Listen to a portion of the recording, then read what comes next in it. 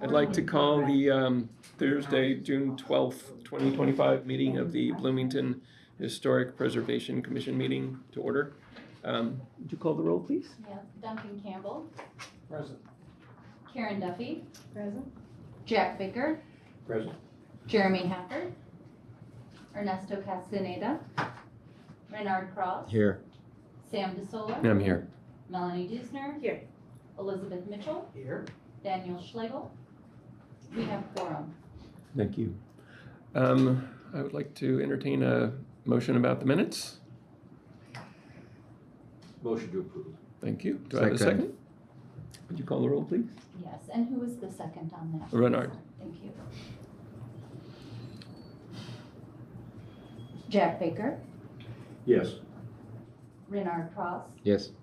Sam DeSola. Yes. Melanie Dusner. Yes. Elizabeth Mitchell. Yes. Daniel Schlegel. Oh, sorry, he's not here. We have 1, 2, 3, 4, 5 accepting the minutes. Are approved. Do we have any staff review stuff today? No. Okay, so I will read the thing. At this point in the meeting, the Historic Preservation Commission will hear petitions for certificates of appropriateness, followed by demolition delays. For each item, the Historic Preservation Program Manager will first present a staff report. We'll then hear if the petitioner has any additional information, followed by a round of questions from each commissioner. We ask that petitioners, the public, and commissioners refrain from speaking unless or until addressed by the chair, unless a question is directly addressed to them. If a member of the public or a petitioner wishes to comment, please raise your hand until recognized by the chair. Upon completion of public comments, the chair will entertain motions from the commissioners regarding the relevant certificate of appropriateness or demolition delay. Once a motion is made by a commissioner, the chair then opens up discussion of the item for members of the commission only. The chair will call for a vote once each commissioner has been given a chance to comment on the motion. We encourage all commissioners, petitioners, and members of the public to be civil and respectful at all times. Thank you. Okay. We're starting tonight with Certificate of Appropriateness application 2526. This is for 1018 East Wiley in the Elm Heights Historic District. Petitioner is Asa Polly. Is the petitioner here? The petitioner looks like he's present online. Okay. I will actually ask him to unmute. Hello. Hi. Yeah, I'm here online. Thank you. 1018 East Wiley is a two-story brick colonial revival house built in 1930 and demonstrates a high degree of integrity but has some replacement features including aluminum railings and a steel lamppost. The request, we would like to replace 2 non-original metal handrails leading up from the sidewalk to the front yard up to the steps of the front entrance. The current ones are very wobbly and seem to be from an inexpensive kit. We would like to replace the handrails with black powder-covered metal railings fabricated by the same contractor who recently installed them for our neighbors across the street at 1019 East Wiley. The style would be the same as the ones they put in, picture included, although we could probably modify it if needed. We would also like to replace the non-original light post next to the handrail on the stairs by the sidewalk. Again, the existing one is made from a flimsy, inexpensive material, and we want to get something sturdier and more visually attractive that would match the Georgian style of the house. Pictured on the left is the current handrail. On the right, the style of replacement that's been installed across the street. And then current lamppost and the proposed replacement. Staff recommends approval of COA 2526. The current railings and lamppost are not likely original to the house, and the proposed replacement are of a style and material compatible with the house and district. Does the petitioner have anything he'd like to add? No, I guess you read it also. Thank you.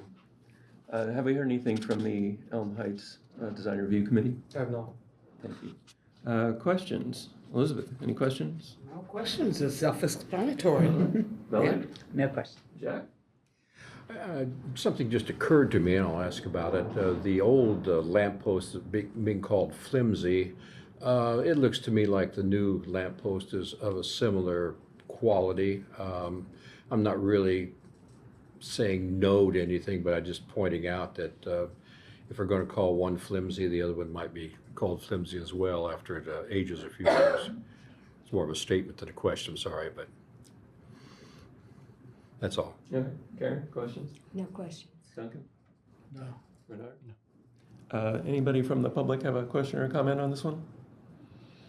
Anybody online? All right, I will entertain a motion. Okay. I say prove it.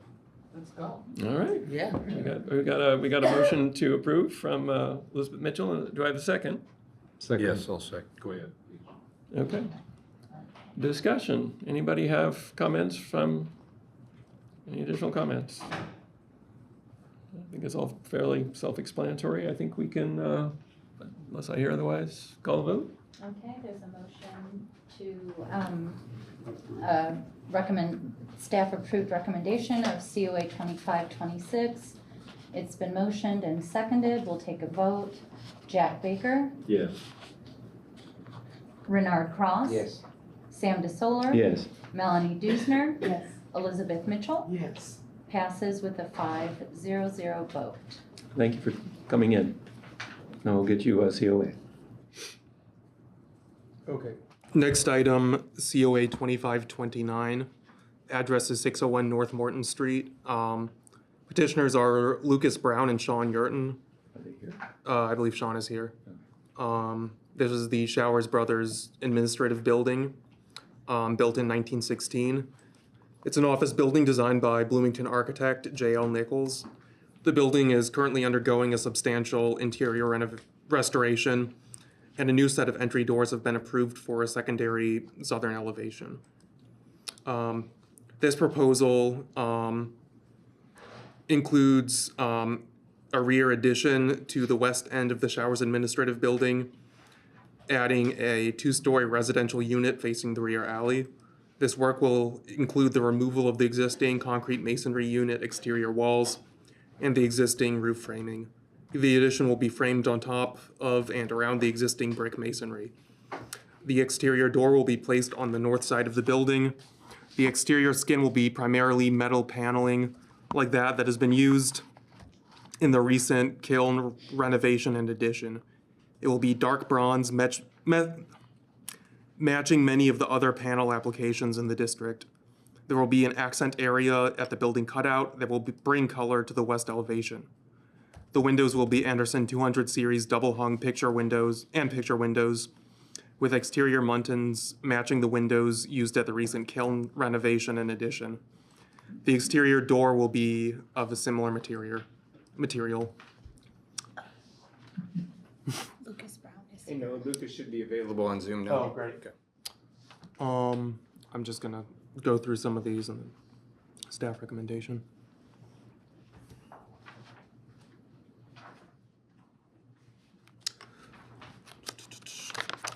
Staff recommends approval of COA 2529.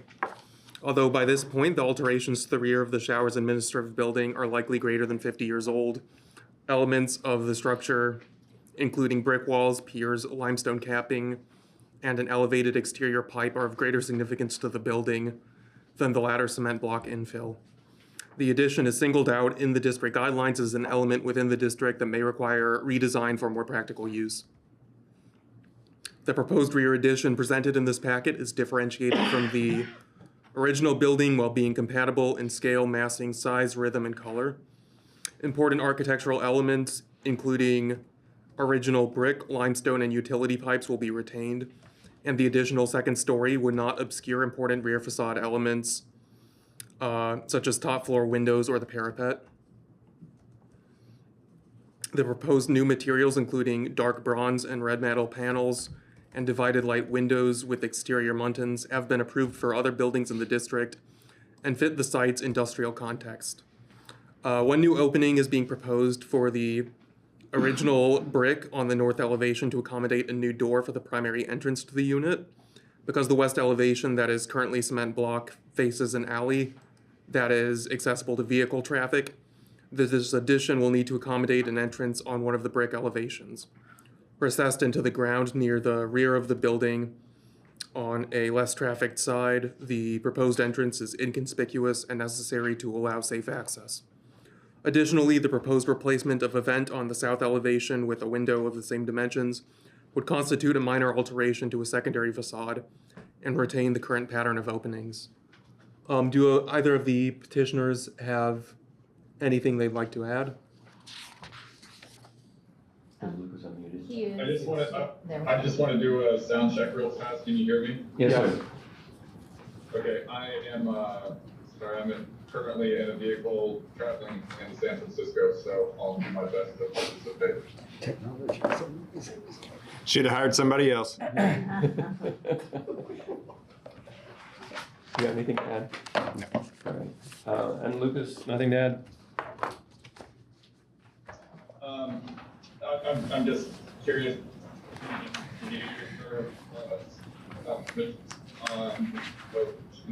What we're working at. We didn't hear anything after curious. Why don't you guys proceed with any questions you may have? Okay, Okay. sounds like a plan. Questions? No, I don't have any questions. Melody, questions? No. Jack? Questions? No. Nope. Duncan? So in the rendering at the north entrance, that's a grassy area now. Is that what it's gonna stay grass, or is that gonna, this looks like it's like a paved? It is currently a grassy area, and yes, I would say it's going to remain a grassy area, if not landscaped, one or the other. Okay, so it's not gonna be, this is just a rendering. Correct, yeah. This isn't a submittal of any type. And the mechanical, would you go back, Noah, to that, the mechanicals that are in that yard, they're gonna be removed? That are in the yard. See, yeah, where his pointer is. Those have previously, where's your pointer at right now? Wiggle it around a little. Lower If you're left. referring to the orange, no, that's already been removed. Okay, Okay, that's an older photo. So that's been downsized by the gas company. We are leaving all the historical, I guess we'll call replaced duct that provided utility, I guess, from the administration building to the mill. yeah, so does that, in the rendering, it shows it disconnected over the alley, is that what happens, or does it continue up to the other showers buildings? It does continue, correct. Isn't that correct, Noah? It does. Yes. Okay, thank you, It does, yes. all right, thank you. Thank you. Bernard, you have questions? I've got a couple of questions. One is just a sort of a clarification. The windows on the renderings are shown as sort of blocked off on those third-story windows. Are those? And then the photographs, they appear to be windows. So they are not blocked off. Okay. They are active windows. Okay, great. And what are you doing for drainage at that new entry on the north side? Good question. So that whole side is going to be remediated. We have some negative grade going towards the building. Yeah. So part of this project is when we are going to, if this is approved, when we're excavating for that, the whole side is going to get all new drainage, all perimeter drains. So that will have probably a channel drain right at the base of the door. Yeah. Luckily, all the city pipes are right in that same So location. you can just kick it over to the lateral storm or whatever? Correct. Okay, Yes, they do go into an existing storm currently. Okay, since we're on drainage, you've got a flat roof and you've got a balcony with an enclosed, how are you dealing with drainage off of the roof and drainage off the balcony? I've asked Lucas this. Lucas, are you better now? Yeah, can you hear me? Perfect. Okay. Yeah, that'll be a little change in floor level so that the balcony is just basically going to be a low slope roof that goes to a drain that's going to go back into a guttering system. So we'll have a pedestal system there with an EPDM roof under it that slopes to a drain. It'll be very discreet. So the drain goes to an internal downspout, question mark? Yeah, we will work it out. It'll be discrete. I mean, we have downspouts that are not currently represented on the elevation, but the current downspouts, I do believe, follow the sort of standalone pilasters there on the west side. So, plus we have a lot of pipe there with the existing steam pipes. Yeah, I think you can see there. I think it's the second one, but I know that there's a downspout currently on the west elevation. It is currently bent metal 6-inch guttering, and we plan to maintain that except on the new flat or the balcony. Correct. Yeah, cool. I had one other, this is sort of an advisory question, or maybe I'll get to that in comments, or questions. Are you, since this is right up against the alley and there's no shielding for this building basically from the street, and you've got all this metal at grade, have you considered any guardrail, bollard, something to keep your building from getting dinged? There are currently some already in place, I believe, but absolutely, yeah, we will do anything we need to do precautionary for sure, especially on the corner on 10th Street, for sure, yeah, as much as possible. Yeah, and we're going to soften that edge there. There's, I'd say we have about 3 feet between the alley and the facade, and we were planning on doing some landscaping there, which will protect it as well. Okay, that's very helpful. Thank you. We tried a little wainscot of like stone or brick, and it just didn't really feel right. There was just too much going on, and it just felt a lot better to bring that metal panel all the way down. But it was investigated. Gotcha. Thank you. Do we have any questions or comments from the public? Anybody online? All right. I would entertain a motion. I'll move to approve. I second. All right, let's talk about it. Comments? Bernard? No, I like it. Duncan? I'm fine with it. I went over there earlier and with the contractors and Noah and looked at some of these issues, and I'm pretty happy with. What's happened in this district is that all of these industrial buildings have essentially been reoriented to the center, and where new streetscapes have been put in, and there's now these pedestrian plazas and all that. So in almost every case, when they're rehabilitated, there's some necessity to determine new facades in terms of access and public view, if you will. So it's an unusual situation in a district like this where almost all the orientation has been turned away from existing streets into a new interior plan, if you will. And I think they've done a pretty good job of it. And I actually like that they're picking up compatibility aspects from the other new construction, which continues to tie these buildings together, and it gives this building another front. So, and I think the fact that it's contemporary is appropriate in this, and they've done a good job of holding on to the brick where it is shown, unnecessarily in some cases, and they've protected the back windows, and I think that's, I like the north entrance. I think that's smart. So because very adequate. Nice job. Okay. Nothing to add to that. Yeah.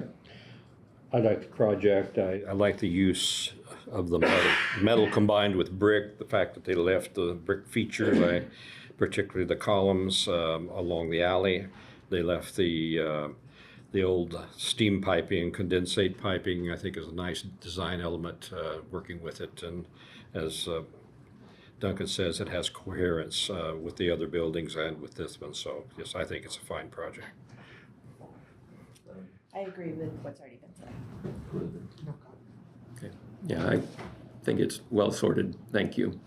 I think we can call a vote. Okay, there's a motion on COA 2529, which has been seconded. We'll take a vote now, starting with Jack Baker, Yes. Renard Cross. Yes. Sam DeSolar. Yes. Melanie Dusner. Yes. Elizabeth Mitchell. Yes. That is, approval is 500. COA is approved. Thank you. Thanks. Thank you, everyone. Lucas, thank you. Thank you. Thank you all. It's cool. Guess I'll keep on another season. Yes. Let's see. Next item is COA 2534 at 228 West Kirkwood Avenue in the Courthouse Square Historic District. Petitioner is Blake Rowe. The lot at 228 West Kirkwood was occupied by a three-story brick building in the mid to late 19th century, but appears to have been vacant since at least 1897. The adjacent building, currently located on the corner, used to be the Smith Holden Music Store. The new structure proposed to be constructed on a long-time paved lot. The lot is within the Courthouse Square Historic District and is very narrow, 18 feet wide by 132 feet long. It is adjacent to the Smith Holden Music Building, which is a contributing feature. The proposed building has received BZA approvals. The structure would be 3 stories in height, and it is our intent to provide a reference to the once visible music score that was located on the party wall of the Smith Holden building. Materials to be used include limestone and brick masonry on 3 visible facades, patterning to mimic the expected downtown window openings with a 2/1 size opening, and the Kirkwood facade will align with its major elements with the Smith Holden building adjacent to it. Windows will be double hung Anderson 100 series with a Fibrex frame. The storefront material will be dark bronze aluminum paneling.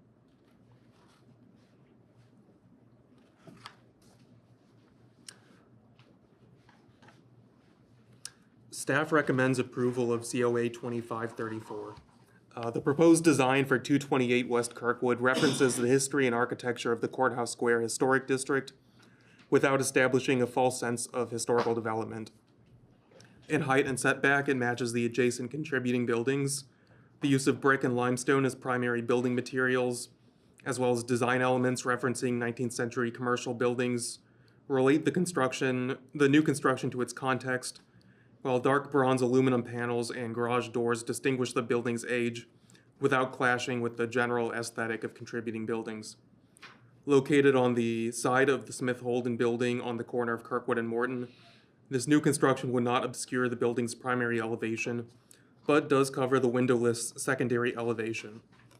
While there was a building here prior to 1897, the lot has been unoccupied ever since, leaving an exposed internal brick wall. Longtime residents will remember the Scortahogie Carmichael Stardust painted on the side of the Smith Holden Music Store. The proposed design references this with the addition of the first line of the song along the west cornice. Does the petitioner have anything he'd like to add? I don't, thank you. All right. Questions? Renard, you have questions? No. Duncan? On the north facade, where those 2 balconies are, one over the other, what's the wall surface there in the back there that's shown as plain white?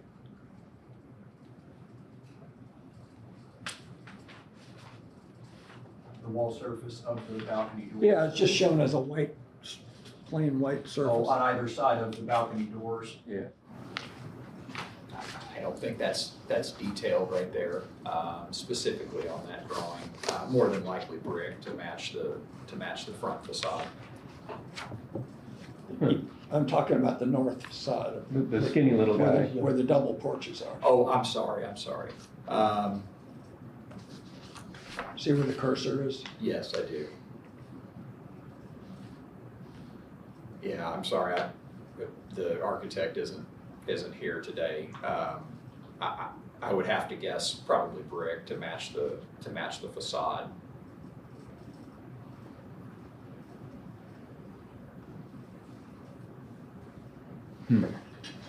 I would guess otherwise, but, I mean, it didn't show us. Yeah. All the other brick is showing, so. yeah.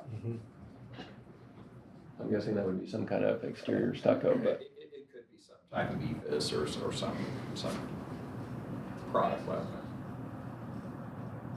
How deep is that balcony? Sorry to ask out of turn, but, It's on, let's see, it's yeah. 7'4". Thank you. I mean, that doesn't answer my question, so I can't really go on beyond there, but, that's the only question I had. Okay. Karen, you have questions? No questions. Jack? Is there any room for or plans for any kind of landscaping between the building and sidewalk, or a sidewalk right up next to the building? The sidewalk is adjacent just due to the narrow nature of the overall site. What are these two structures on top that are kind of undefined? Are they stair towers It's a or? stair tower for roof access, yes.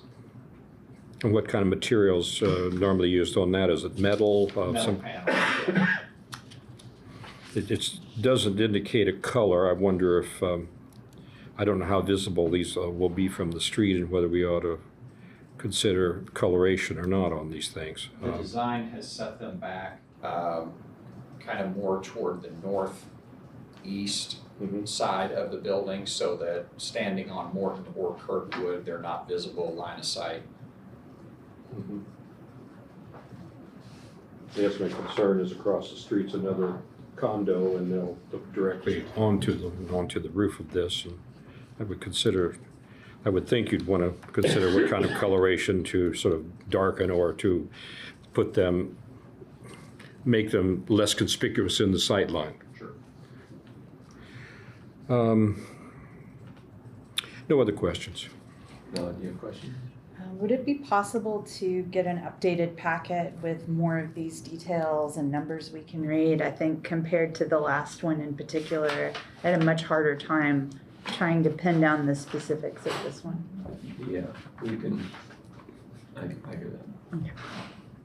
That would be good. Old eyes need bigger. And also I had the same question as Duncan about what this is gonna look like. Which is gonna? What is this gonna be? What the material is behind the balcony? Yeah, same question as Duncan. I'd like to know that. Yeah, because could you talk a little bit about what the signage, the musical score signage is made up of, how it's attached to the building? Can we go back to that elevation there?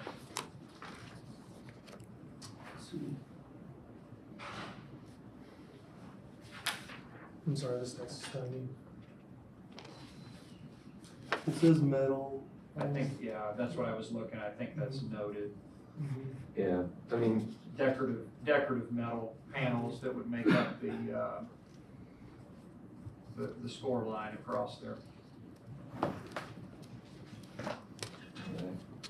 do we have any questions or comments from the public on this case? Anyone online?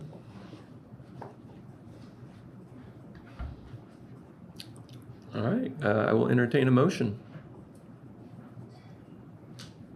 I'll move to approve with the condition that the stair towers are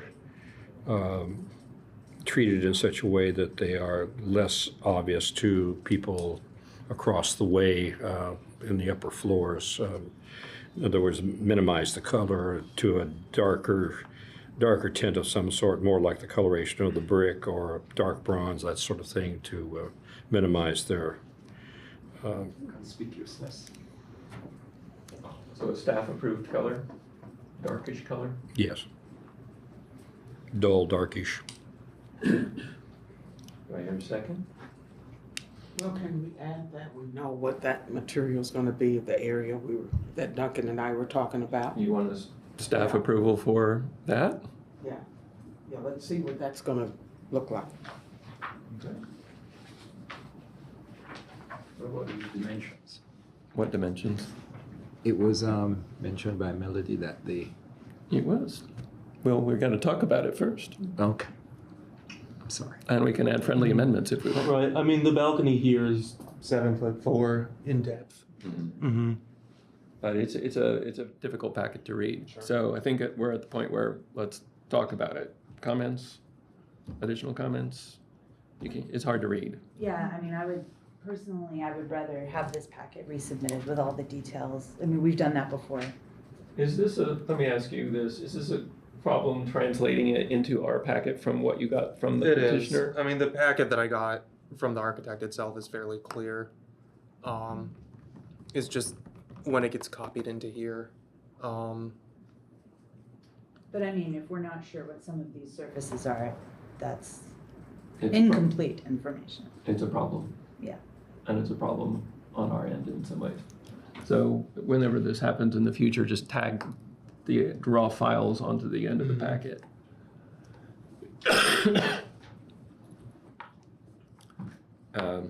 Any further comments? Jack?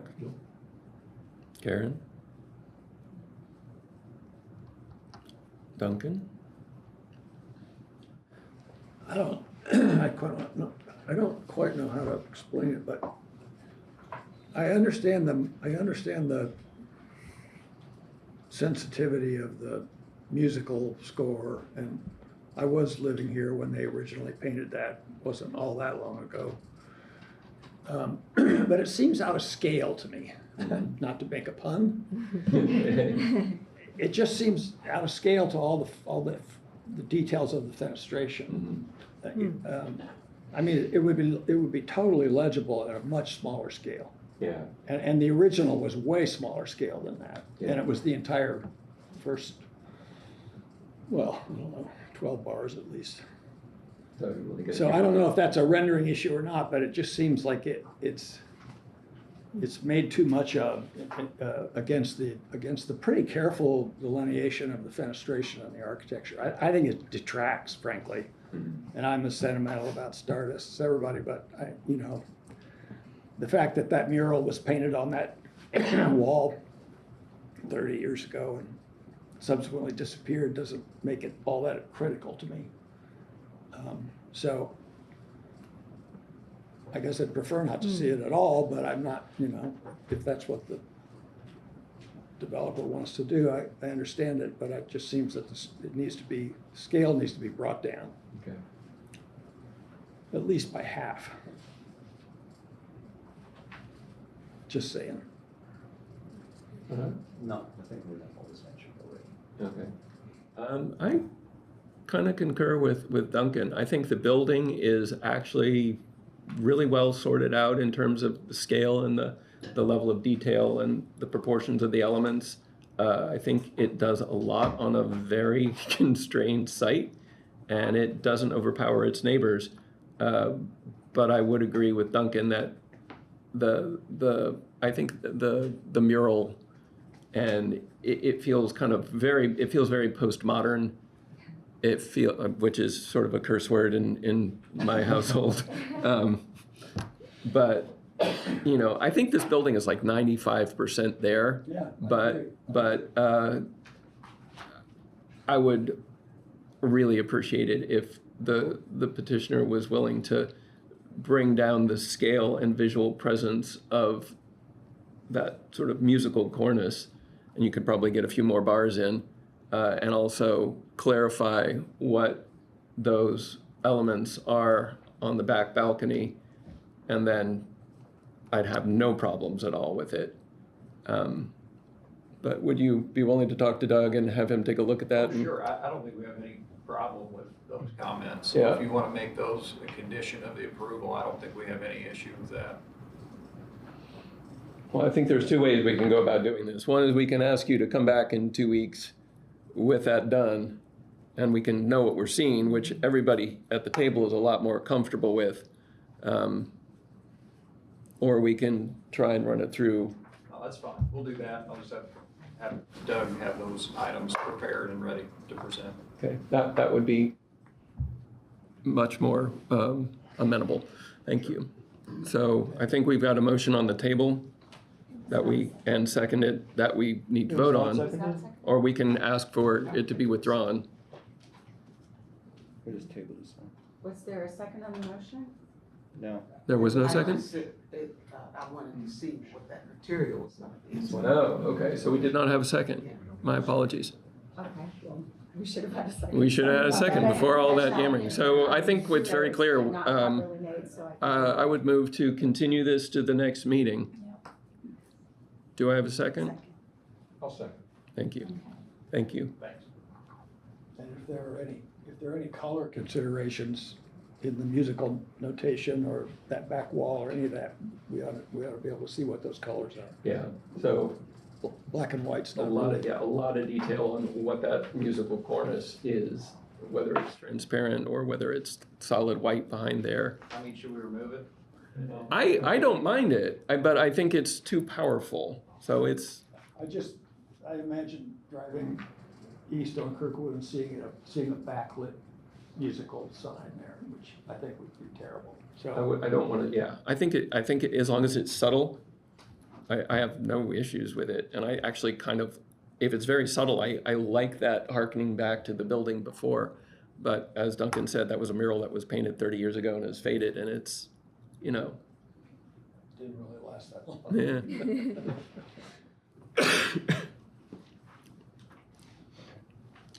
So I think we've got a motion to continue, and Jack seconded? That is correct. Okay. So the motion on the table is to continue COA 2534 to the next meeting of the HPC, so the petitioner can bring additional information requested by the commission. We'll go ahead and vote on that. Jack Baker? Yes. Renard Cross? Yes. Sam DeSoler? Yes. Melanie Dusner? Yes. Elizabeth Mitchell? Yes. And that motion to table to the next meeting has been approved 5-0. Thank you for coming. Appreciate it.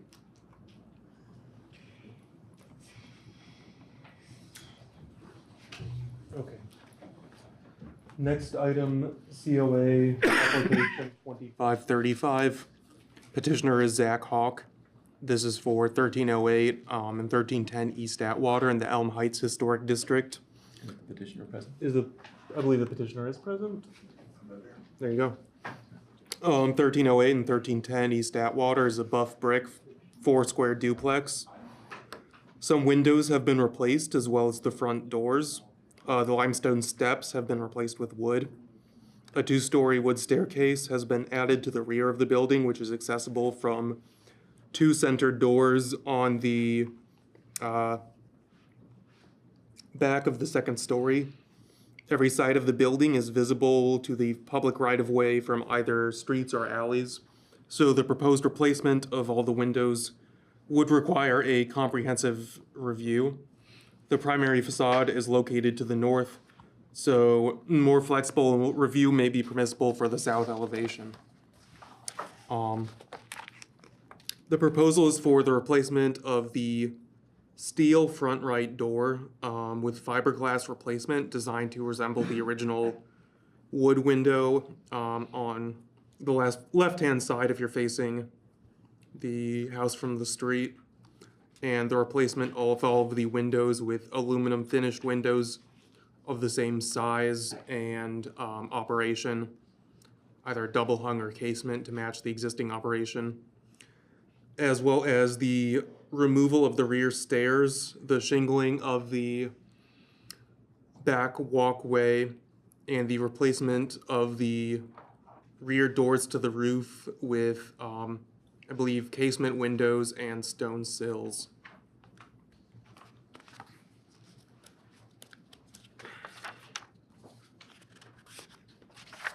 Here's some photos we were sent of doors and windows throughout the house. You can see back doors leading onto the balcony and back porch. There's, as you'll see in the packet, it delineates to some extent which of the windows are replacement and where there is some damage to windows throughout the house.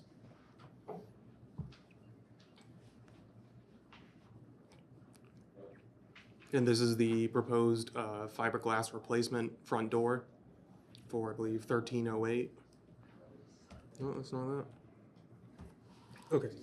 Staff recommends the conditional approval of the replacement of the front steel door, the removal of the rear staircase, and the reshingling of the walkway. District guidelines indicate that repairable windows should be retained and unrepairable windows should be replaced in kind with wood if that is the same material. The last hand rental inspection conducted in 2022 under previous ownership indicated 3 necessary window repairs: a broken lower sash on the north window on the east wall in the living room, loose window glass on the north wall of the second story northeast bedroom, and unsecure window latches in the second story center and northeast bedrooms. Most of the window issues reported in the hand inspection and the petitioner's inspection are repairable with replacement glass, balances, and sashes, and weather stripping. Some of the storm windows are damaged and may need to be replaced. The front metal door to 1308 is unoriginal and was replaced in the 2010s. The proposed replacement, while not of the same material as the original, closely matches it in design and color and would be a visual improvement based on accurate documentation of historic features. Although the rear staircase is not an original feature, the doors to the rear balcony appear close in age to the house. Because this is a secondary facade visible from alleyways and has been identified as a possible safety concern, more flexible interpretation of the guidelines should be considered for the removal of these features and the installation of windows and stone sills in close design to adjacent windows. Does the petitioner have anything you'd like to add? Basically, just a scope of work, we basically covered it. I mean, just replacement of the windows, turn it back to original, and then take it off the back structure balcony and turn it back to basically original from the beginning. So that's about it. All right. Questions? Elizabeth, you have questions?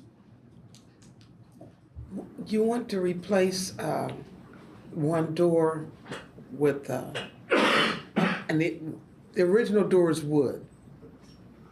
So why not replace that other door with wood? I'm just curious, with a wood door. The door to the right of the home has actually been replaced with a steel door, as we're looking at here. I don't feel that that was actually done right. Whoever did that should have went back with a fiberglass or a wood door. The one on the left, I'm going back with a fiberglass door to make it look more original. What I would try to do is try to get it to match the right side as much as I could on that there. So I figured since somebody let them do the steel door on the right, it was okay to do the fiberglass on the left to make it look original. It'd hold up a lot longer. Wood, yeah, it's a great thing. It's covered there. We could put a wood door in there to match that. Actually, we could, but that's the reason why I did that for.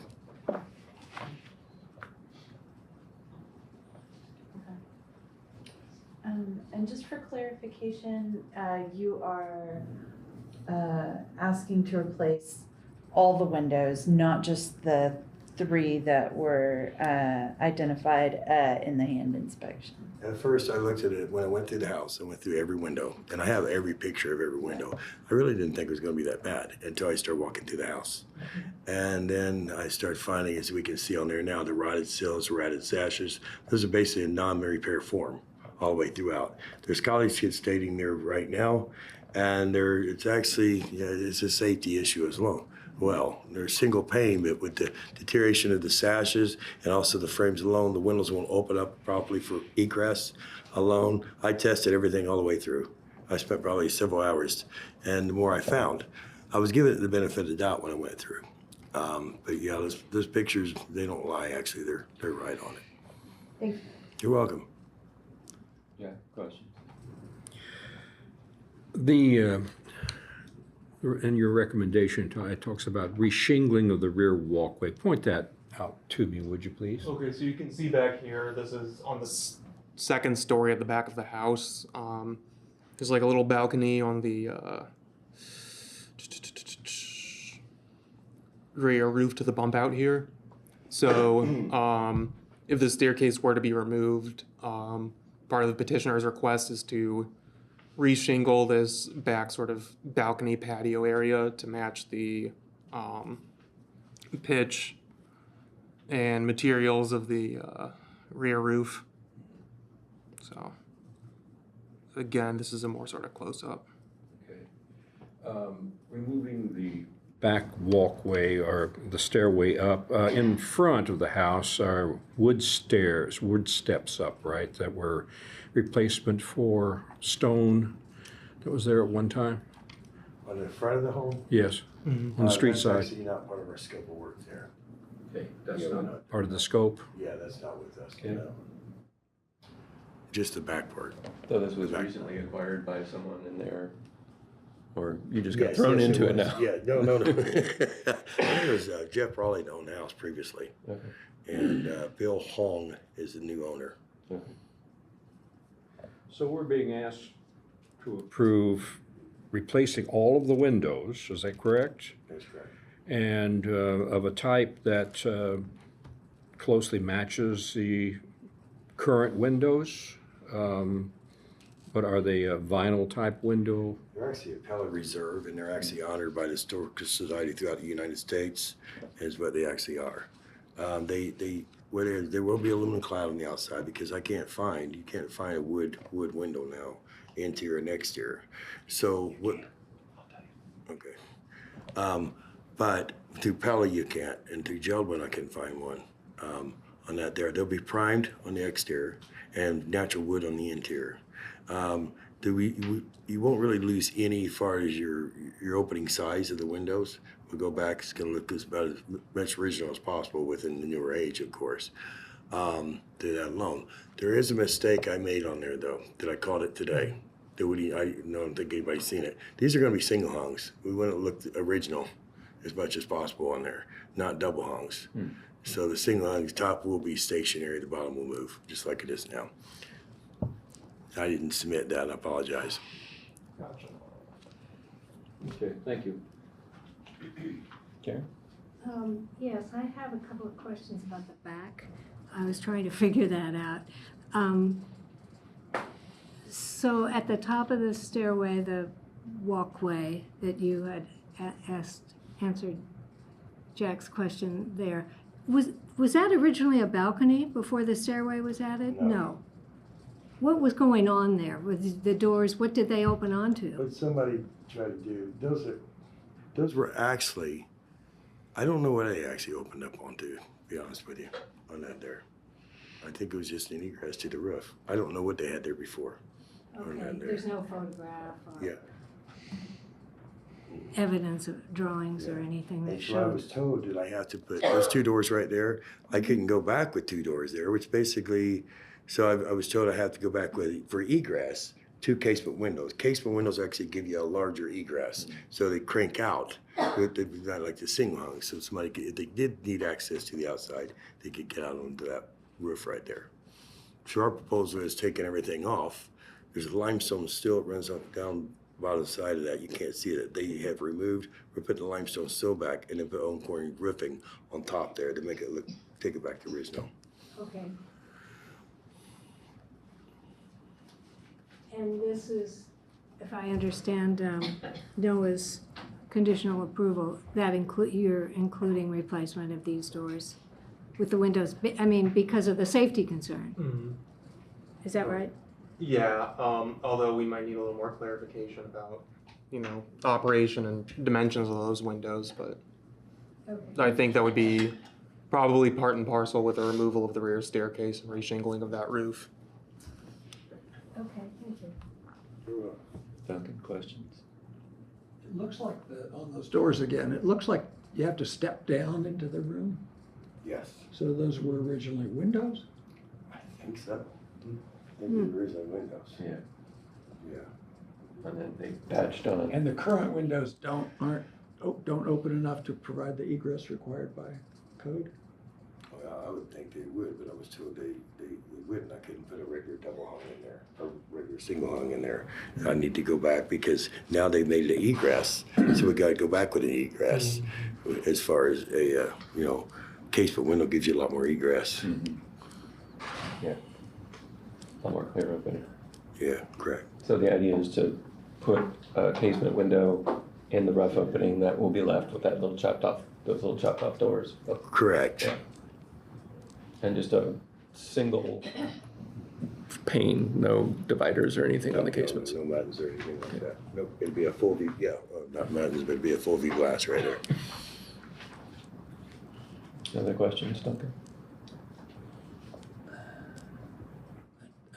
That doesn't make sense to me in terms of code, that those other windows wouldn't provide that egress. If they're too small, then they won't count. My guess is when they went in for a occupancy permit, whatever the code was at that time, they were not able to get egress through those existing double hungs or single hungs. And so they So you think did the that doors crazy. were put in to provide egress? That's my guess. And then that crazy balcony thing. I thought they were just put in so they could divide the house up in more apartments. Well, that too. I mean, the reason I bring it up is because I've worked on a lot of houses and gone through the code issue with egress, and a single hung window of, I don't know exactly how big those are, but it's always seemed to be adequate. It's like 30, I can't remember the measurement now, but. I can look it up, but they've actually got to be pretty wide. That's where you get kicked in the teeth, is the width of the rough opening. Yeah. And I don't think any of, like, just looking at those guys. I'm just trying to search out a better solution than two full glass windows, which I think aren't gonna match up very well. Yeah, I mean, you could do a 1/1 on a casement, and that would mitigate it a little bit, but, sorry, we're getting commentary. And on the windows, well, I'll save that for comments, I guess. Okay. Any other questions? Only about the windows. When you replace the windows, did you explore repairing the windows? They're in non-repair form throughout the house. 80% of it's non-repair form. The other than that, it's a safety issue throughout. I don't actually do the repairs.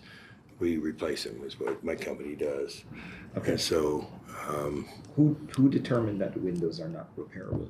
I actually, that's why I submitted the scope of work and the pictures to the committee here, because you can. I did. I'm sorry. My bad. Oh, yeah.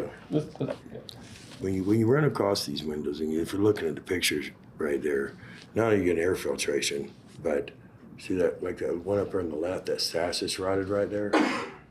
Okay, that's rotted pretty much all the way through. The bottom one there, you're getting frame rot, and so could you put a Band-Aid on them for a while? They're going to get worse. We could put a Band-Aid on them, I guess. But that one there too, it's rotted out. Therefore, the glass is going to start falling out the window. That's hard to repair right there. Right. Just to clarify, you're a contractor? Mm-hmm. Right. Yes, sir. And any experience in repairing windows? Wooden windows like this? No. Okay. Not really. I mean, we've made adjustments to windows over the years. We have. Right. But when it comes down to this, when we're taking the windows out and they fall apart in their hands, and it's a risk to sometimes even our installers. You've got college kids in there, and that's a risk to them as well. Mm-hmm. Right. I wouldn't let my kids stay there. I know. I've worked for IU for years. And I think you answered the question about not being able to find wooden windows. Yeah, they are wood. They just have aluminum clad on the exterior, is what they have. That's all I have. Okay. Have we heard anything from the Elm Heights Design Review Committee on this one? I'd sent this to them, but I haven't heard any specific comments back. Okay. Would you be willing to let a contingent of the HPC come on down and poke at your falling apart windows? Yeah, it's the summer starting to get close in, so it takes me a while to get windows on this. Is the only problem with kind of buying. So, like I said, these windows here are honored by the Historical Society throughout the U.S. The Pelican Reserve. I'm not trying to go against you. Oh, no. It's just the kids are going to be coming back to school for too long, so I'm worried about and the turnaround time and getting windows. Yeah, I've had a student rental, and look at them as like my kids when they get older, so I hear you. All right. I don't think I've got any other questions. I am willing to entertain a motion.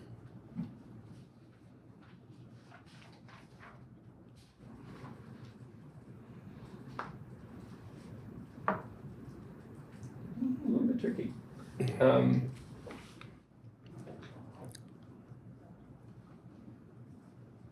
Hearing none, I think I would, if the petitioner is willing, I'd like to split this one into giving approval for the removal of the back stair, the reshingling, and the front door, and pull out the windows contingent on a site visit from the HPC.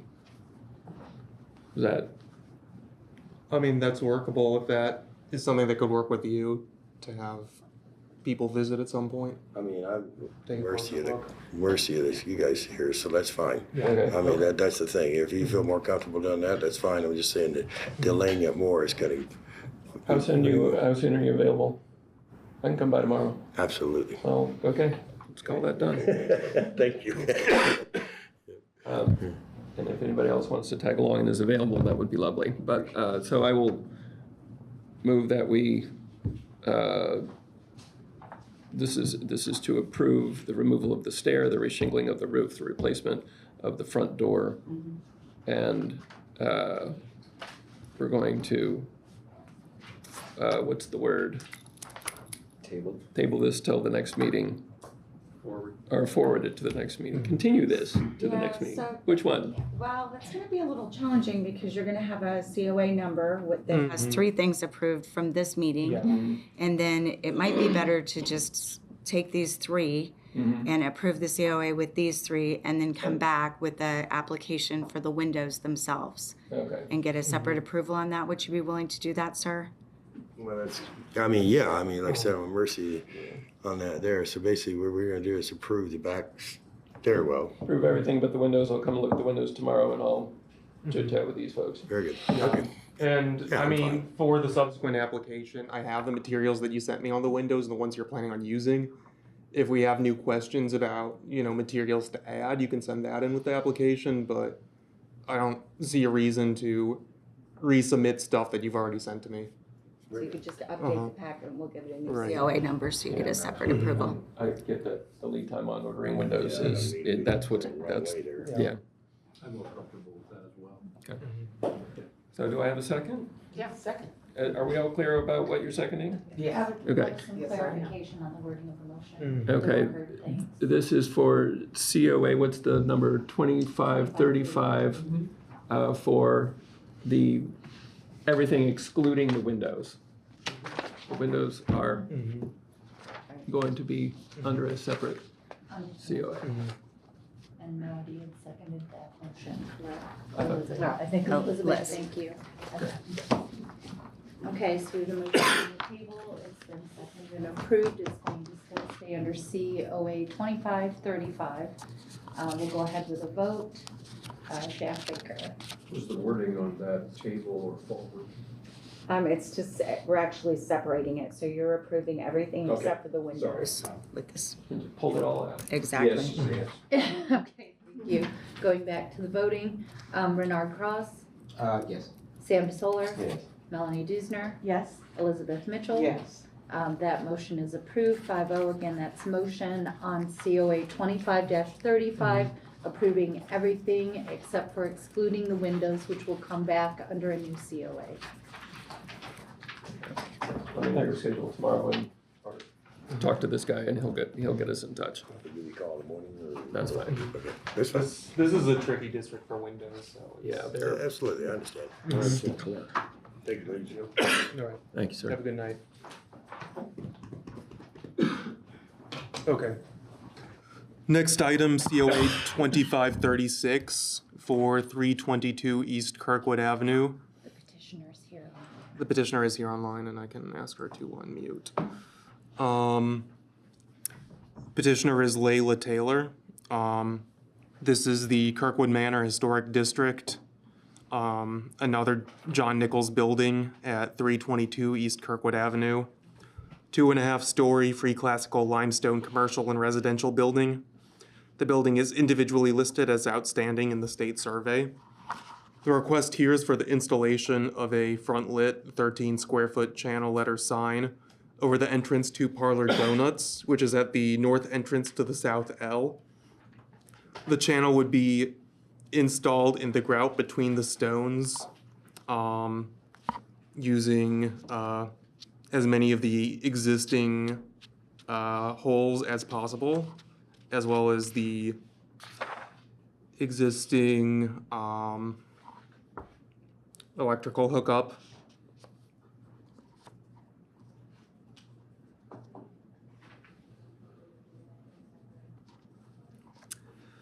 Staff recommends approval of COA 2536.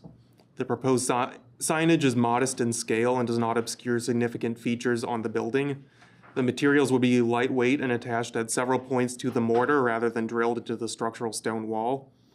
Historically, signs on the Kirkwood Manor building have not been internally lit, so this may warrant some consideration. There is already an exterior outlet over the door where the signage would be installed. Does the petitioner have anything to add? The only other thing I just wanted to note is the only part of the sign that would illuminate are the letters themselves.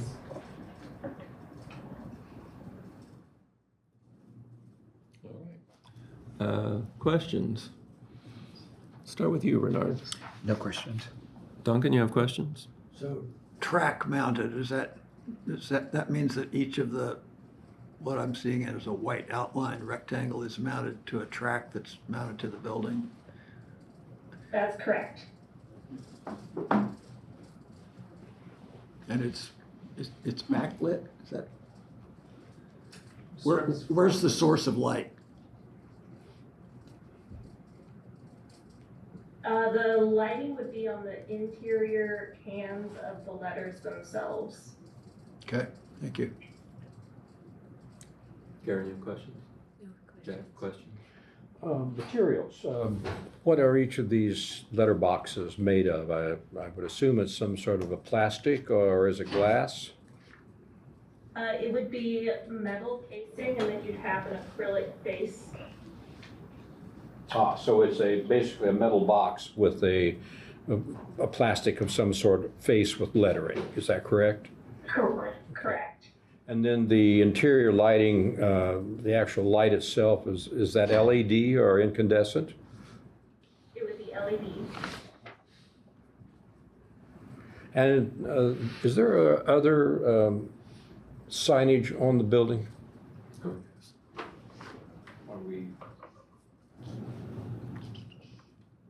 There is not for Parlor Donuts at this time. However, that Soma sign, the projecting one that you see in the left photo, is part of Parlor Donuts signage area.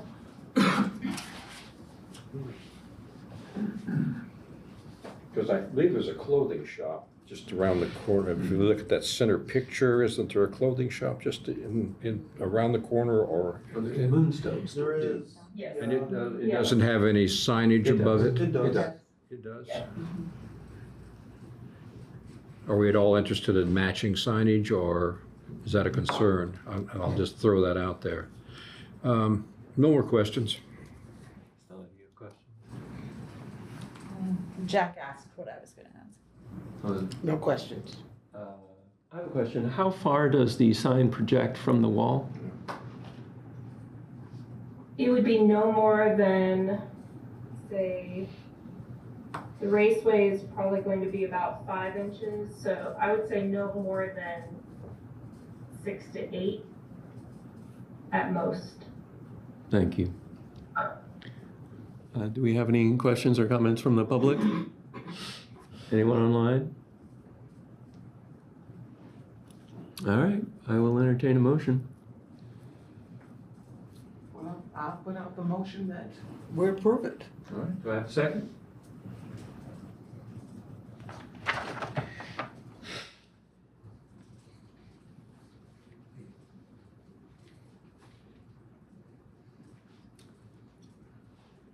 I'd second it. Let's talk about it. Comments? Elizabeth? Melody? I do wish we had images of the other signs. It's a little hard to compare. You can click on the Google Yeah. Maps or let's check it out. And while you're pulling that up, my only other comment was I didn't know how crucial this was about typically signs on the Kirkwood Manor building have not been internally lit. So I wanted us to maybe talk through what's the impact of changing that? Mm.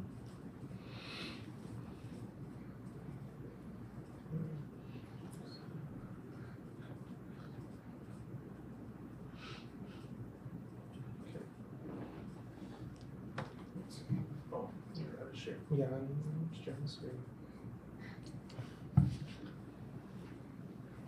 Okay, so currently we got these two Soma signs. This had been the parlor sign. It was installed without a COA, so it's been removed.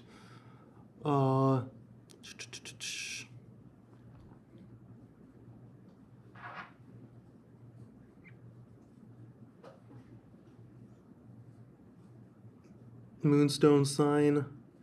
Ooh, I don't know if that's wood or vinyl. I think it's a wood sign. I think it is. I think TD's is the same thing. Mm-hmm. So. That's interior. Neon and then interior. Yeah. I think that Moonstone is a slim window, isn't it? No. Or is it on the building? It's on the building. Mm-hmm.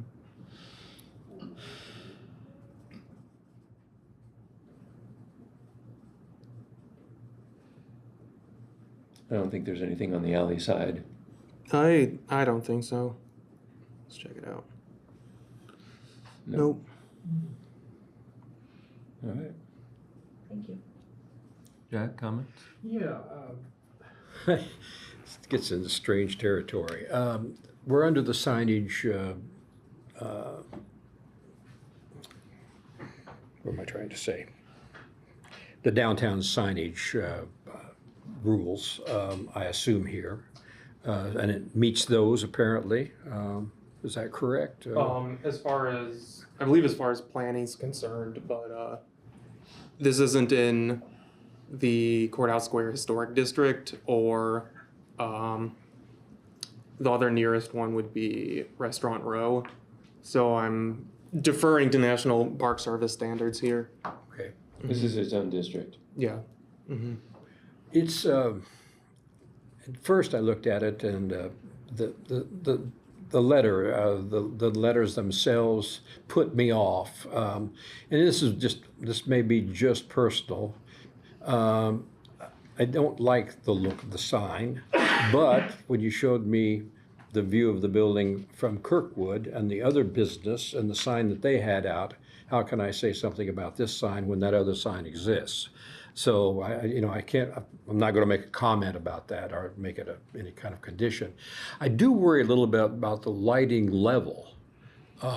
If this could be very bright or this could be dim or something in between, and I think we would want to make sure that it's not something that's going to be too bright for the area. It's not meant to light the area, it's just meant to show up.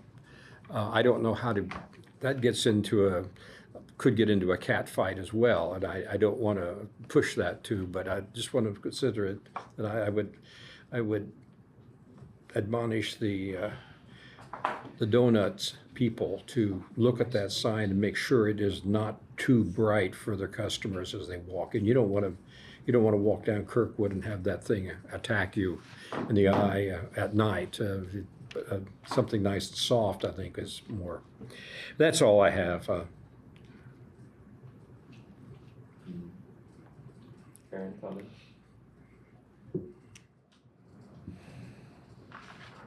Well, I'm concerned about the lighting. It's such an elegant building. You don't want a tacky sign or anything that even tends in that direction. It depends how bright it is, I guess. I don't know. I'm not wild about it. Duncan, comments? Well, it seems like we always sort of have to face this with historic buildings because most of the lighting technologies now are backlit and everybody wants his or her identity foremost because they're trying to run their business. And so there's always this sort of, I'll call it discompatibility between the modern effort to commercialize and the original presence of the building. And initially, when we talked about the courthouse square, we considered no backlit signs and only artificially lit signs so that they had lights out over them. As a matter of fact, I think that's what was here earlier when this was the burrito place. Just because of the ability to control the light and the fixture itself, the light fixture itself could be more historically compatible to the building. Just kind of an easy thing to do. So, I mean, I can't think of a case in which we haven't considered the kinds of things that Jack was saying out loud. And my own take on it, no offense to the commercial entity, is that these signs don't last very long because businesses come and go so fast that I've sort of given up trying to regulate them or regularize them. There was talk at one time about having all the lettering around the square be the same, which is so homogenized, it's inappropriate in itself. And so I've just sort of, you know, my biggest objection is the backlit signs for the reason that Jack says, because they're almost always lit a single way. You can't change the bulbs. You can't really turn them up or down. And they're almost always too bright, which is the point. So unless you can do something about the way it's lit, you really can't control that aspect of it. And that's the problem with backlit signs, is they're almost all plastic or some acrylic, and they're almost always too bright. Comments?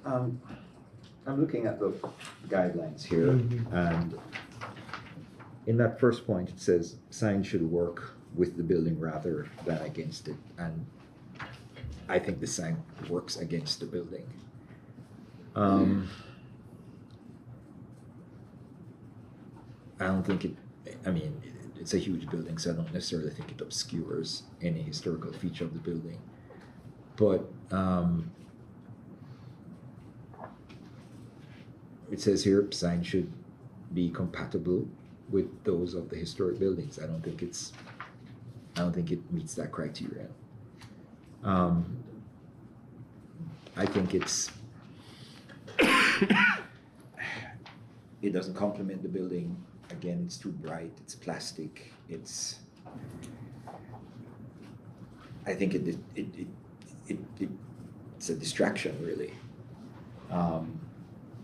And with regards to the signage on the other building, I don't believe we should use that as those other signs to set a precedent.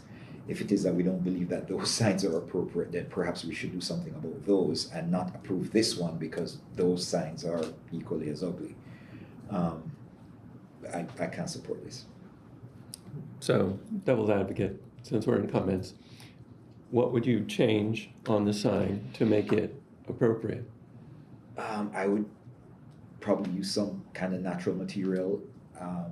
I would have the source of light not be within the sign, something like Duncan suggested that could be, I don't know, like the sign from the top or from the side, or some kind of material and in a style that complements the historic sense of the building. That's what I would suggest that they use.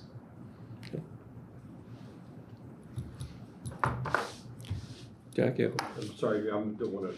No, go for it. Step on.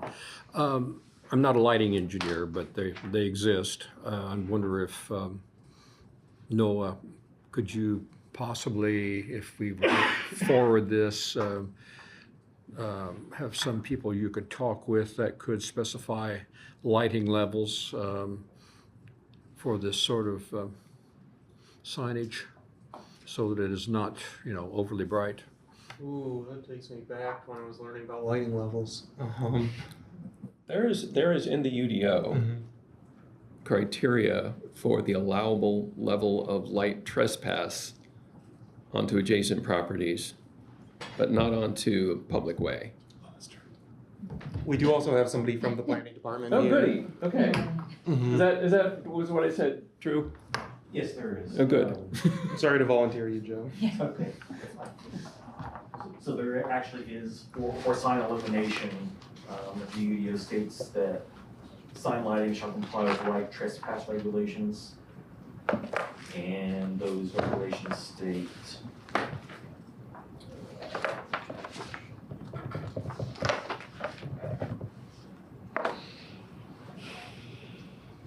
sorry, give me a second to find it.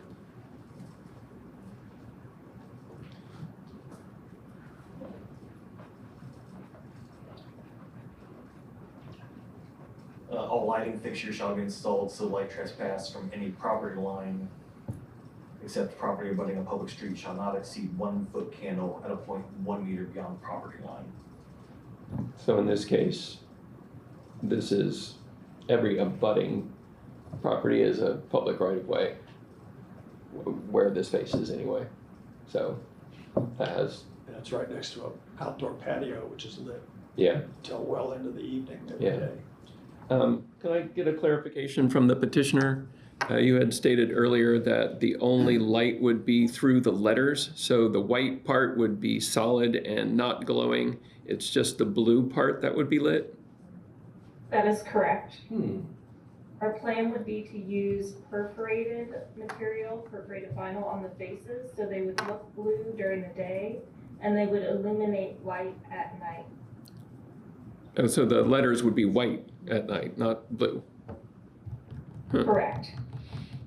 So what would the white part be? What? What would the white part be at night? It would be dark because it's dark outside. You wouldn't see it. It's not lit. It's opaque. Yeah, okay. That's what I was trying to get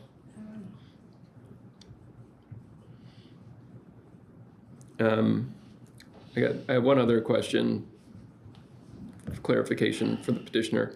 There are existing holes up there from previous signs, and what I would like to see done is to fill all of the holes in the masonry and not use any existing holes in the masonry regardless, but only attach to grout joints.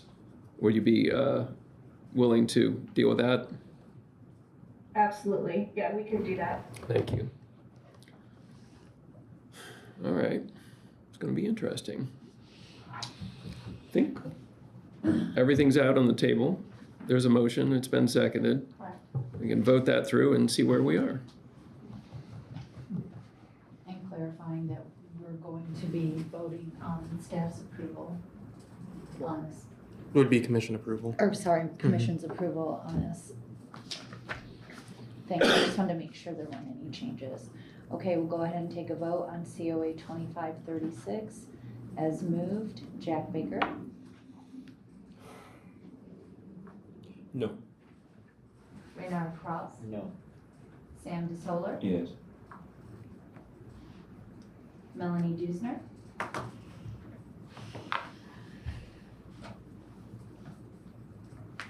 No. Elizabeth Mitchell. Yes. So we have 2 yes, 3 no's, no abstentions, so it is not approved. All right. Well, I think, thank you for coming in, but I think you probably have to come back with a sign which I'm guessing is lit from the outside.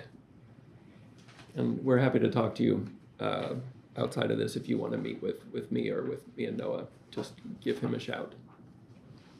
Okay, yes, that would be great. Thank you. Thank you. For sure. Okay, moving on to demolition delay. First item, demolition delay 2510 at 711 East Cottage Grove. Petitioner's Value Built Construction. Are you looking for something? With a piece of paper that we read. Oh, here you go. Built in the 1910s, 711 East Cottage Grove is a pyramidal roof cottage with 2 gabled L's and a wraparound porch on 2 sides with 4 wooden columns. Most of the exterior materials have been replaced, although the house retains its general form and limestone retaining wall. The house's first owners were dressmaker Mary McCain and her husband Horace, who was a cabinet maker at Showers Furniture Company. They moved out in the 1920s, and the house saw a succession of renters ever since. The longest-term tenant, Bessie Harrell, was a widowed elementary school teacher who occupied the house from 1936 to 1945 with her daughter. Until 1969, most of the occupants were workers, including painters, engineers, teachers, and salespeople. From the 1970s on, the house has been rented to students. Unfortunately, most of their names are not recorded in censuses or directories. Staff recommends the release of demolition delay 2510. Is the petitioner here? You have anything to add? All right. Questions? Elizabeth? One of those. Yeah. Welcome back. Yeah, thank you. No questions, because I've already decided. I don't want to do this, so no questions. Melanie, question? Questions? No. Karen, do you have any questions? Is that a limestone foundation there to the right, below the room to the right of the porch? I believe there is. And I know it still has a chimney. Is that, I assume, an original chimney? Mm-hmm. I just wanted, that's all. Questions? Okay. What did you mean, Noah, when you said that most of the exterior materials have been replaced? Are you including the porch? Mostly in terms of siding and windows and some of the, actually, porch columns. Those are still wood columns, I'm guessing. So windows and... Windows and siding, Siding. mostly. Thank you. Questions? No questions. Do you have any questions or comments from the public? Yes, sir. What's your name? My name is James Ford. I've lived in this neighborhood for 25 years. I'm sure that I'm the only one here who lives close to this house. I see this house every day. I work at IU, I go in the chemistry department. Prior to that, I worked at the post office, sorting mail. Prior to that, I worked at Odom, McGuire and Shook Architects. I've been thinking about buildings and addresses in Bloomington for many years. Just because something's old doesn't mean it should be saved, but also just because something's old, it doesn't mean need to be torn down. There doesn't seem to be any reason to tear this down. It's in a nice neighborhood. There are several houses with the same style in this area. There's very few of these awful student buildings that have been put up in this area, which I think is what's going to happen. If this is torn down, somebody's going to put up a 15-student apartment building with no parking, and it'll just damage further the neighborhood, which is really a beautiful place. You should walk around there in the evenings and see how nice it is. Still, it's one of the few places that are left that are kind of nice. The same owner has just put up, he tore down a house that was next to, on 10th Street recently. It's next to where Hoagie Carmichael was born. He just tore the house down and put up one of these student housing units. I don't know why we need so many student housing units. And I don't know where this information is coming from. As far as I know, the Ferrises built this house and owned it until Dr. Ferris sold it, the cardiologist in the 90s, I think. They didn't live in it, they rented it. They lived next door at 709 East Cottage Grove, but this was their rental, and they rented it to Earl Heddle, who raised his family there in the teens and 20s. He raised 7 children there. It was a family home for a long time. It's just been rented in the last few decades to students.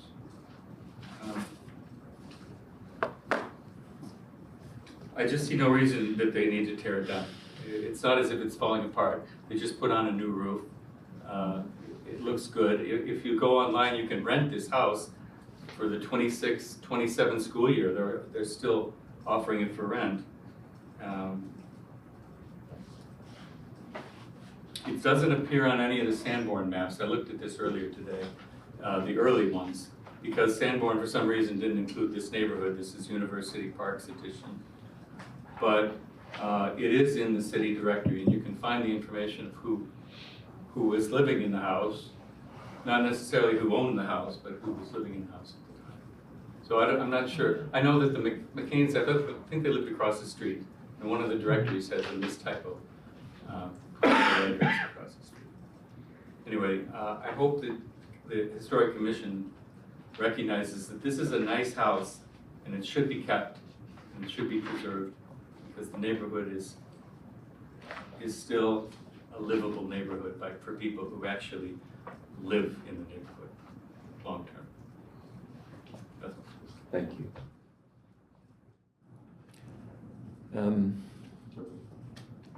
Questions?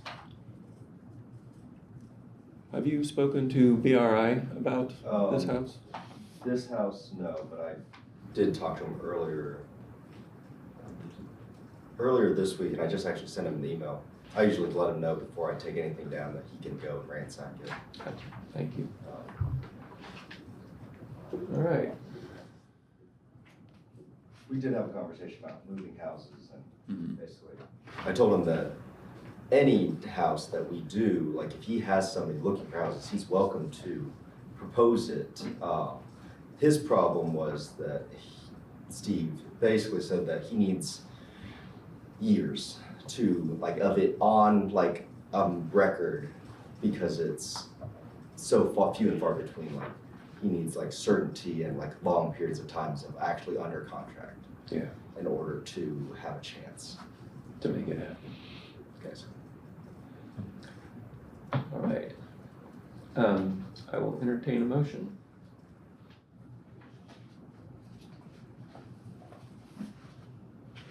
But before I entertain a motion, I'd like to explain something. In this case, we have two choices. By law, we have two choices. One is to release this and let them tear it down. The other one is to recommend this house and this house alone to be designated to the Common Council as its own historic district. And we have to be very careful how we do that. I live in a neighborhood that's very walkable, and one of those still great places to live in Bloomington. And one way of protecting the neighborhood that you love is to organize your neighborhood and get them to be excited about becoming an historic district. And then you will have some protections. But the only choices we have before us legally right now are to allow this to be torn down or to recommend it to the Common Council for designation. That's legally our only two paths. If the people who built the house were of prominence in Bloomington, doesn't that somehow connect to why a building might be designated historic? It's part. The Ferris family came here 200 years ago, starting next year is the anniversary. He was involved with the Underground Railroad. He had his farm at the north part of town, which is now the stadium. He had another building in 2001, East Hillside, which was where the Underground Railroad presumably was associated with. Ferris Meat Market, maybe some people remember the Ferris Meat Market, it's the same family. It's the kind of family that's like the Christmalises, where they have nicks and they have doctors and they're all over the place. And the Ferrises are the same way. So, that's something to think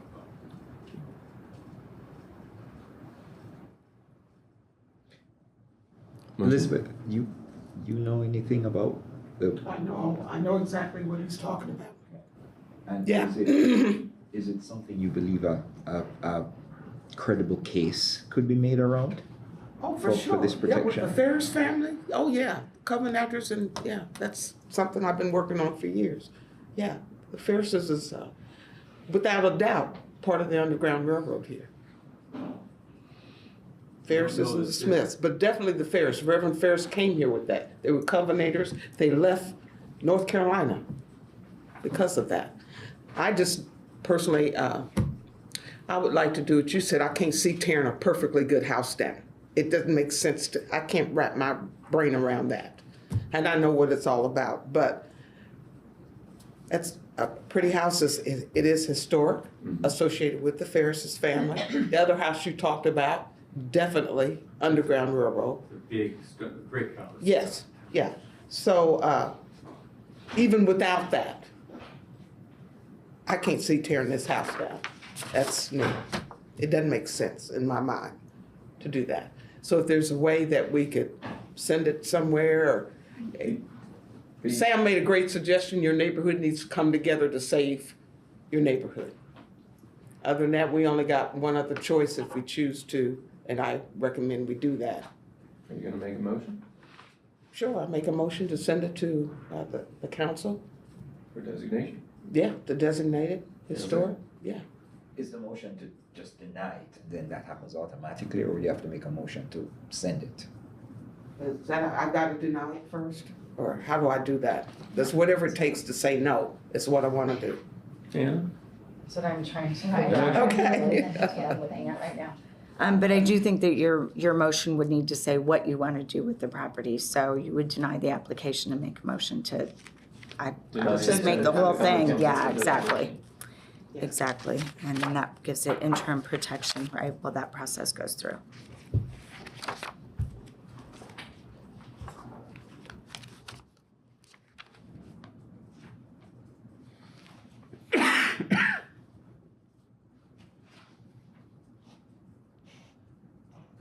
You're looking at, that's how I said. I would go ahead and say that. I would say your motion is to deny this application and to send this to the council Okay. for historic I make a designation. motion to deny this demolition and have this sent to the common council for historic value. Designation. Do I have a second? Second. All right. Let's call the roll. All right, thank you, and again, the We have motion is to comments? deny the demolition. Oh, we have not done, oh, yes, Discussion. that's my bad, my bad. Somebody's gonna keep me in line. Comments. I mean, we have been having some comments, but we've got a motion on the table and let's talk about it. I made my comment. Thank you, very helpful. Yeah, I agree that we should try to save these houses as they come off. I've said that before. We're put in a position as commissioners of not really have a position. We can either say yes and allow the house to be torn down, or the owner to do whatever he wants to with it. Or we can say no, and it goes to the council, and there is great reluctance to do that, great fear, I think, in sending it to the council. We're worried about, I don't know exactly what we're worried about there, but the apparently bad things have happened, and there is some reluctance to send these things on to council for fear of some sort of retribution. I don't know what it is. So we're in a position then of saying no or abstain, and I, as a commissioner, I want to participate. I don't want to just back out of a vote and abstain and leave it to others, but voting no puts us in some jeopardy, and I would like some explanation of that at some point, but I'm going to vote no on this and take the chance that the house can be saved. I fully agree that it's worth saving, and it's just too easy to say yes and allow it to be torn down, and that's what we've been doing. We haven't really fought it. I don't know if it's a battle that can be fought, but anyway, I'm interested in learning.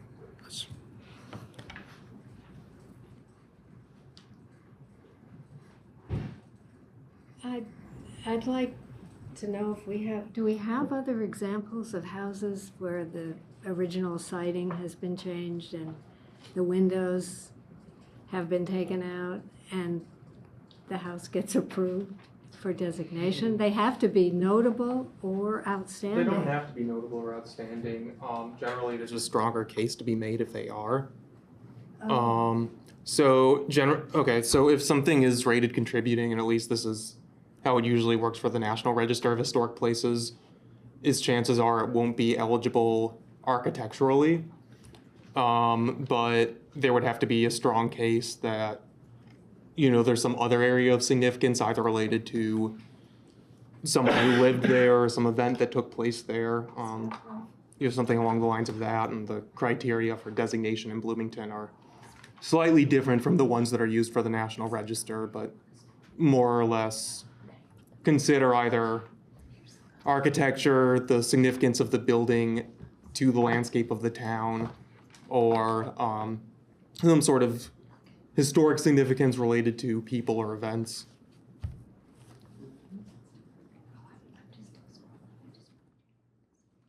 I concur with what he said.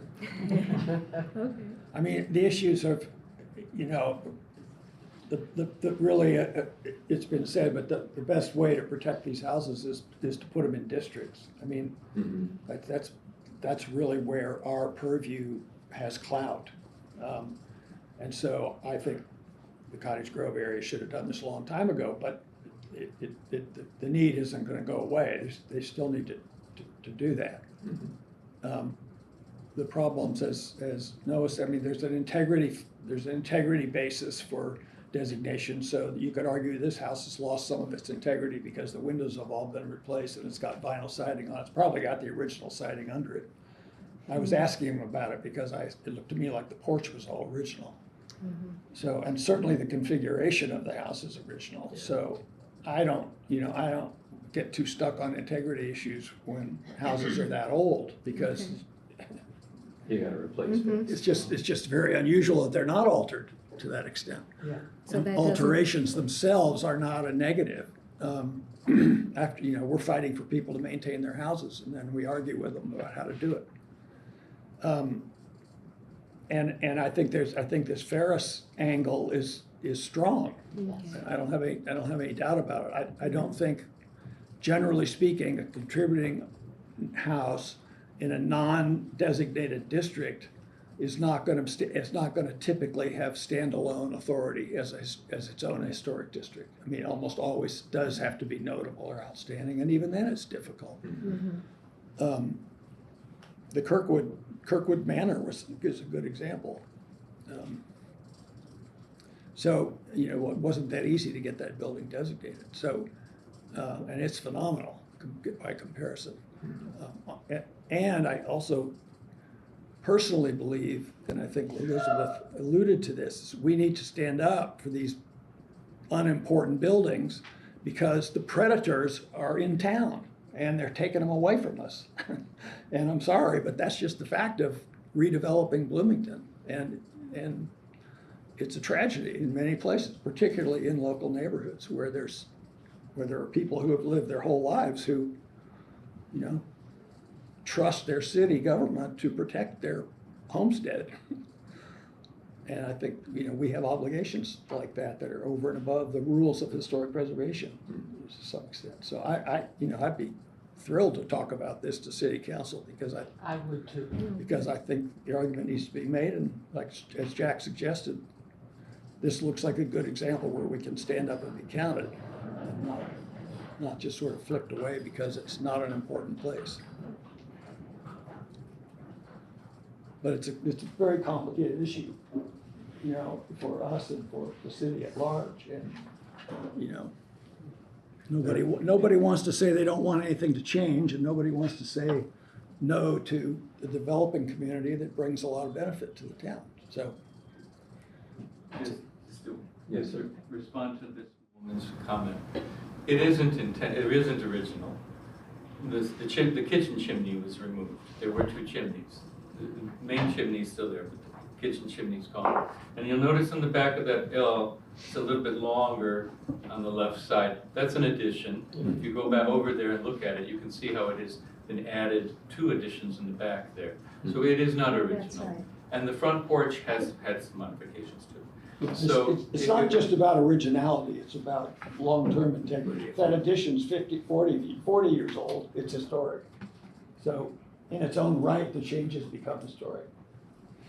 So, in the very back of the property, there's a nice limestone area that was used for cooking, and they don't see that here, but you should walk over there and see it. I'm sorry, Yeah, I we've saw got a it. motion I on the did. floor.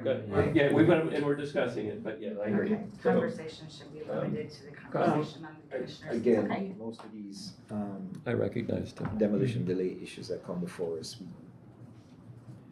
it would be difficult to make a case. I believe that this one lends itself to at least a really good effort on our part with regards to the connection to the Underground Railroad and other historical figures that live there, and I would be willing to support sending it to the council for designation. Yeah, I want to sort of echo a little bit of what Duncan was saying, that this would have a much better case were it part of a district. That's where we shine. And, you know, but there is a line where, is it worth doing? Maybe it is. Because some of the, I also want to sort of address what Jack was talking about. And I don't think there's retribution from the Common Council. I think that is a mischaracterization of the hesitancy or the caution that I sometimes advocate and others advocate. I think there is a certain amount of political capital we have with the council, and we have to be very deliberate about what we send there. We have to show up, have to, you know, market this thing to them and tell them why.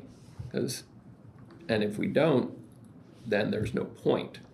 And we need neighborhood support to make this happen if it's going to happen, because it's not just us that we need, it's the council. And the council has, you know, they have agendas that will sometimes clash with ours and sometimes not.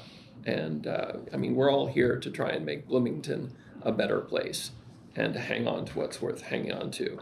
And so the question we have to ask ourselves is this house on its own merit worth that? And we have a motion on the table that says, yeah, I think it is.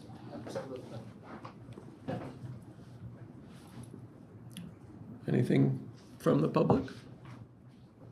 Anything from anybody online? Okay. Would you call the roll Yes, so. and again, remind us what we're voting on? That's Thank you helpful, very yes. much. I wanted to clarify. So there's a motion on the table to deny the release of the demolition delay and actually make that motion where we would make a recommendation to Common Council that this be its own historic district. Is that accurate? That motion has been moved and seconded, and we'll go ahead and call a vote. Jack Baker, Yes. Renard Cross. Yes. Sam DeSoler, Yes. Melanie Dusner, Yes. Elizabeth Mitchell. Yes. Okay, that motion is approved 5-0. Well, he's here for the next one as well. Yeah. Okay. 208 South Jefferson Street, demolition delay 2511, value built construction. Yes. It's 521 south, or north side. Well, oh, sorry, that one's from you know what? It says 521 South done in the Our packet. packet is right. Yes. Yeah. You want to have an opinion on that house too, you can. Yeah. Yeah. Well, you can see where I copied and pasted. Okay. 521 North Dunn. Yeah, this does not look like a South Jefferson house. Okay. It's fine. Built in 1925, 521 North Dunn is a pyramidal roofed cottage with a gabled L on the western half of the street facing facade. Most of the exterior features, including windows and siding, have been replaced. The house has a rough limestone foundation with a cement slab porch. Between 1925 and 1948, the house frequently changed hands, being occupied by masons, insurance salesmen, and interior decorators. From 1948 to 1995, the house was owned by Ross and Mary Kurtz. Ross worked for 39 years as an office manager for Indiana Social Services, was a World War II veteran, and a member of both the Elks and the Masons. In 1934, at the age of 20, Ross Kurtz was charged with accessory to murder of Reverend Gaylord Saunders in his native Wabash, Indiana. Reverend Saunders was murdered by his wife, who he had threatened to kill, and a young man who he had met studying as an undertaker, and who he had attempted to threaten into a sexual relationship. The three plaintiffs were ruled not guilty of murder by reasons of insanity, and Ross was released after providing evidence to disposing of the murder weapon and having an affair with Reverend Saunders' wife. Ross and Mary Kurtz met in Wabash and moved to Bloomington, Indiana shortly after the trial. None of this took place in Bloomington. Staff recommends release of demolition delay 2511. Again, this, yeah. Doesn't the petitioner have anything to, this is like one of my favorite entries ever, I just gotta say. I did not tell a lot of these. This is probably the most interesting set. Yeah, why is this not a Lifetime movie? My daughter is very excited about this one. I was like, oh Lord. So nothing to add? No, Okay. I think you captured it. Okay. Questions? Elizabeth, you have questions? Well, other than this, Soap opera. yeah, is there any other significance about this house? Who owned it? Anything important to Bloomington? Because this certainly isn't, so. Yeah. This one changed hands, or it changed occupants fewer times than the previous one that I looked at. So for the bulk of its period of significance, it was occupied by the Kurtzes. You know, porch, different foundation, probably not original. I'm guessing that L was added onto or altered in some way. I did not find a lot about the other occupants. I don't have any other questions. Okay. Questions? Yeah, questions. It's always a question of Why? but that's all I have. Karen? No question. Duncan, questions? You have a history in tabloid journalism? You know what my brother does for a living? I do, yeah. And I'm very grateful he does. No, I mean, it's, you know, there may be some unknown history here, but I don't know of any, but it's. I mean, it looks like since moving to Bloomington, he was an upstanding member of society. So. Yeah, I mean, we could talk all day about the facts of the case. 3 insane people, that's pretty good. It's the same issue, we just don't have the Ferrises to count on. Yeah, and that's kind of huge, yeah.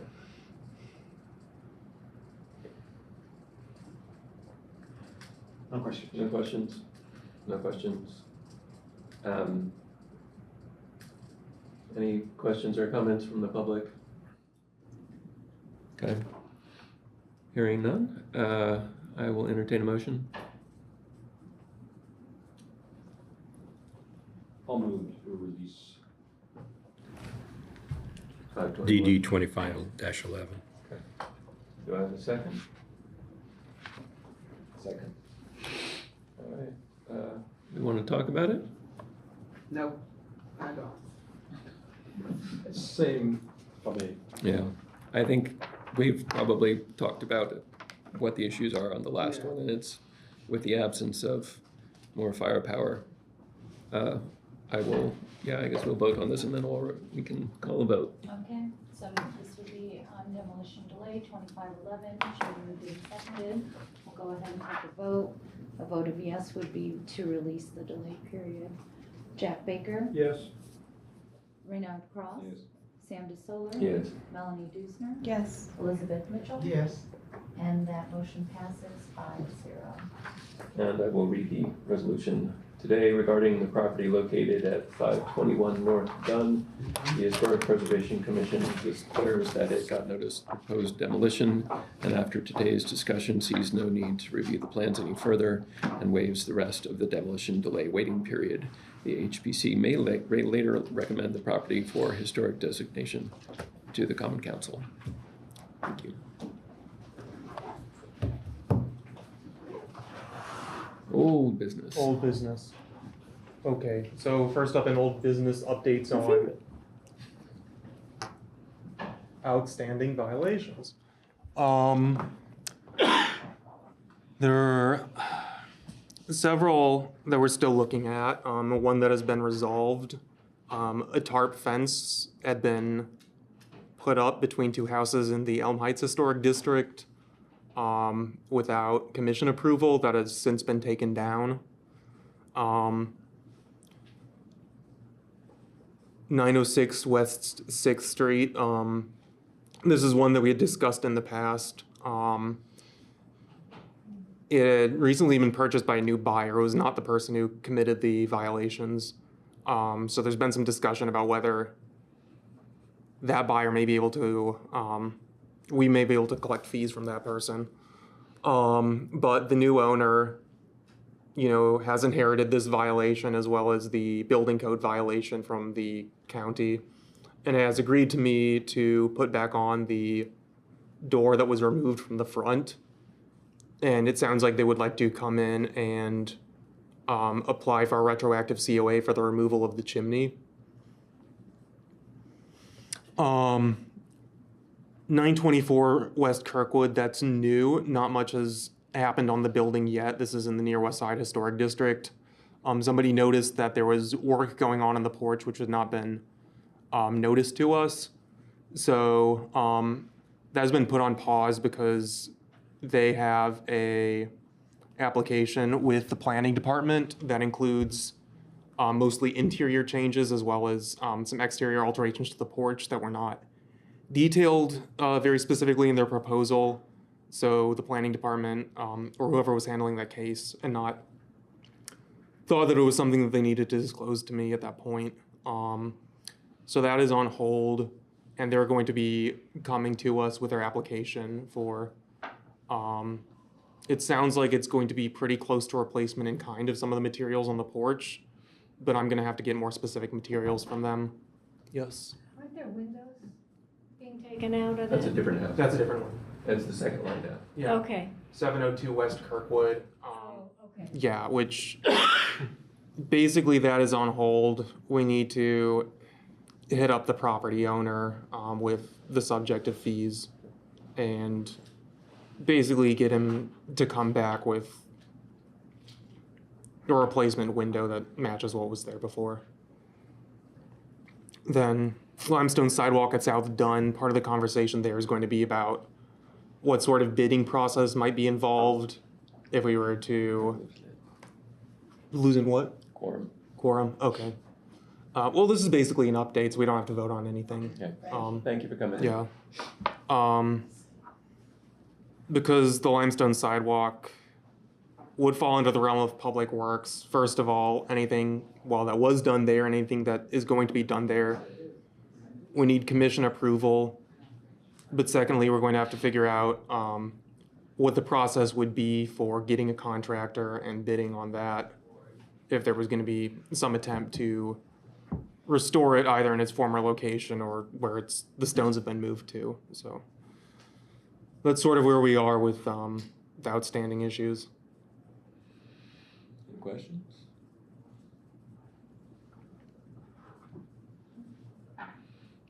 And I think we've still got a lot of clock left on Willow Terrace, right? Yeah. Okay. Well, now less than 2 years out. But if anybody knows any good purveyors of terracotta tile, reach out to them.